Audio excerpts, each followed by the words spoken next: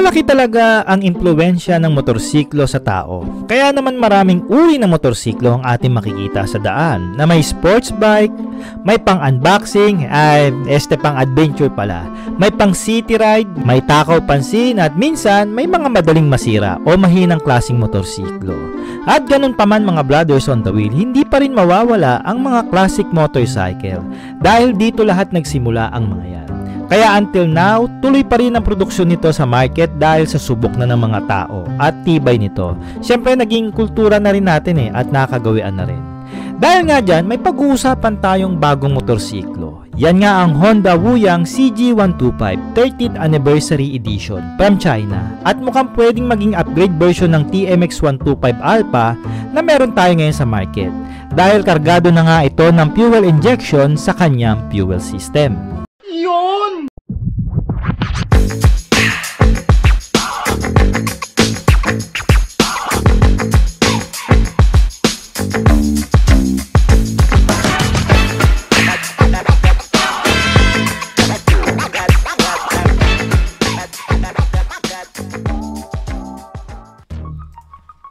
Alright, konting history muna tayo mga brothers para may idea kayo kung saan galing ang CG125. Originally from Honda Japan ang model na ito na na-release nila noong 1976 up to 2008 nag-stop ang production nito sa Japan at nagtuloy-tuloy naman ang production nito sa bansa ng Pakistan na nagsimula sa taong 1992 hanggang ngayon sa kasalukuyan.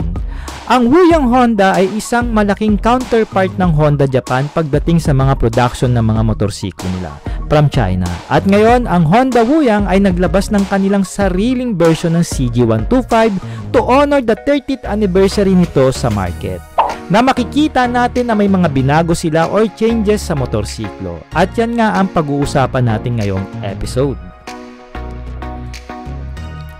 Ang bagong labas na CG125 ng Honda Wuyang ay talaga namang nakakaantig lalo na kung ikaw ay isang classic motorcycle enthusiast.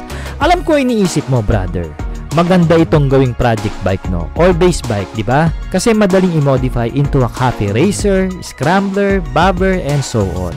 At bumagay rin ang blue and white color combination nito sa kanyang body design at matte black color sa kanyang makina na nakakadagdag sa pagiging classic stance nito. At ginawa na ring flat black finish ang newly designed muffler para magmukhang rugged ang datingan. Samahan pa ng classic style Honda emblem sa tangke para magmukhang premium ang itsura. At mapapansin na rin natin dito na napakaganda ng lettering style ng CG125 sa side fairing ng motor. Binibigay niya talaga yung tunay na ligaya na naramdaman ko. Hindi lang cosmetic ang binago sa CG125 30th Anniversary Edition. Kahit ang upuan ng motor ay pinalitan na rin ng bagong classic brown upholstery. At sa aking tansya kaya nitong magangkas ng 2 chicks. Kapal na mukha mo! May classic add-ons accessories na rin ito sa kanyang front telescopic port na kung tawagin natin ay port boots for extra protection na rin sa tinidor.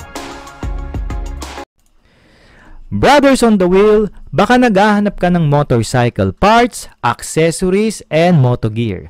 Halina't bumisita sa Surfy Motorcycle Store sa Lazada. Sari-saring brand na kilala pagdating sa mga aftermarket, motorcycle parts, gear, and accessories ang ating makikita. Nasulit ang mga presyuhan nito at samahan pa ng vouchers and free shipping. Siguraduhin lang may Lazada apps kayo na gamit sa inyong mga cellphone or pwede nyo itong ma-download sa Google Play Store. Kaya tara at mag-shopping na!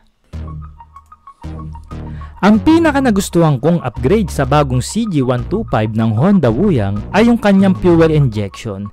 Since alam naman natin na pati pira na ng gasolina ngayon pagdating sa mga auto at motorsiklo dahil sa taas ng presyo ng gasolina na mukhang hindi ata bababa ang presyo. May claim nga ang Honda Wuyang sa bagong CG125 pagdating sa fuel consumption na 131 miles per gallon.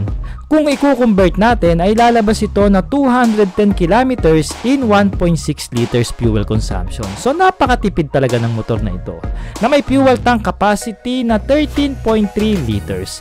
Siyempre mas malakas rin ang power ng makina pag ito ay kargado na ng FI. Nakakagawa nga ng 9.2 horsepower at 8,500 RPM in maximum power and output of torque na 10.5 Nm at 7,500 RPM. Meron nga itong 125cc, single cylinder, 4-stroke, 2 valves na overhead valve o sa tawag nating pushrod engine. Na air-cooled naman ang cooling system nito at may kasamang 5 kambyo. Very basic at madali lang naman intindihin ang analog gauge panel ng CG125 na hango pa rin sa TMX 125 Alpha na may kasamang basic indicators. Sa wheel dimension, mukhang nagamit pa rin ito ng 18 inches rim set na may pampasadang gulong pagdating sa kanyang goma. At drum brake naman ang setup nito sa mga preno.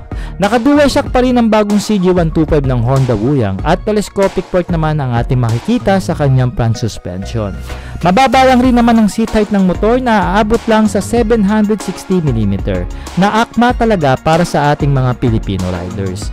At may kabuuang bigat na aabot lang sa 113 kg. Ang mga bumbilya nito ay ordinary valve lang naman pagdating sa kanyang lighting system. Alam ko huli yung tanong mga brothers, magkano at kailan ilalabas dito sa Pinas?